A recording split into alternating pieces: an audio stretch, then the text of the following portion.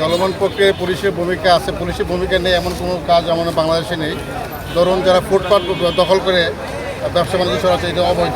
তাদেরকে সরাইতে গেলে তারা একটু হয়তো রিয়াকশন বা রিপার্কেশন দেখায়, তখন হয়তো বা আইনগত ব্যবস্থা নেওয়ার কোনো প্রয়োজন হতে পারে। এবং আজ পর্যন্ত আজকে তাদের প্রয়োজন হয় না, আমরা তাদের কনভিন্স করেছি এবং তারা যদি ফুটপাত দখল না করে এবং আবর্জনা ময়লা ওই ফুটপাতের জন্য না ফেলে এই মানে কনসাসনেস যেটা আমরা তৈরি করেছি। আর আশা করি পুলিশ সবসময় সকল ভালো পক্ষের পুলিশ থাকে এবং সরানোর জন্য নির্দেশ দিয়ে এসছে এবং তারা সরিয়ে দেবে। আর না সরিতে পারলে তখন আপনার পৌরসভা পৌর আইনের যে ব্যবস্থা নিতে হবে সেটা। মৌলভীবাজার জেলায় আমরা আজকে পরিষ্কার পরিচ্ছন্নতা অভিযান পরিচালনা করলাম। এটা কন্টিনিউ চলতে থাকবে এবং মানুষজনকে সচেতন করা যাতে করে মানুষজন ডেঙ্গু প্রতিরোধে এগিয়ে আসে এবং তার বাগিনা সহ বিশেষ করে প্রতি শনিবার তার বাগিনা আশেপাশে যাতে পরিষ্কার রাখে, এই ধরনের অভিযান আমাদের সবসময় চলতে থাকে।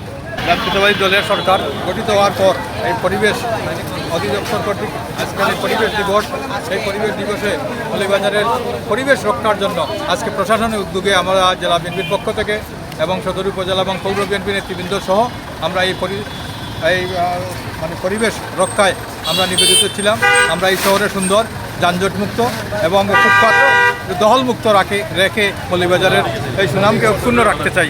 এই ব্যাপারে প্রশাসন সহ সবাই আমরা আমাদের ব্যবসায়ী যারা তারাও আমাদের সাথে একাত্মতা পোষণ করেছেন। সবাই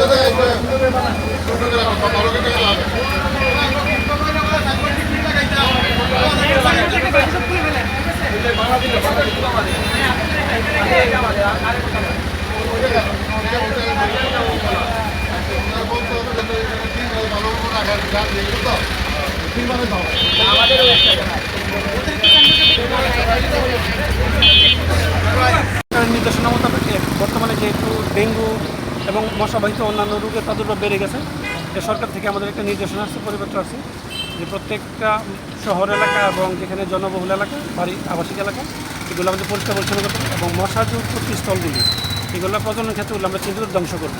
এই কার্যক্রমের অংশ হিসেবে আজকে জেলা প্রশাসনের পৌরসভা সহযোগিতা জেলা প্রশাসনের সার্বিক তত্ত্বাবধানে আমরা এই কার্যক্রমটা শুরু করেছি। ভবিষ্যতে এই কারণ আমাদের এই কার্যক্রম চলমান থাকে।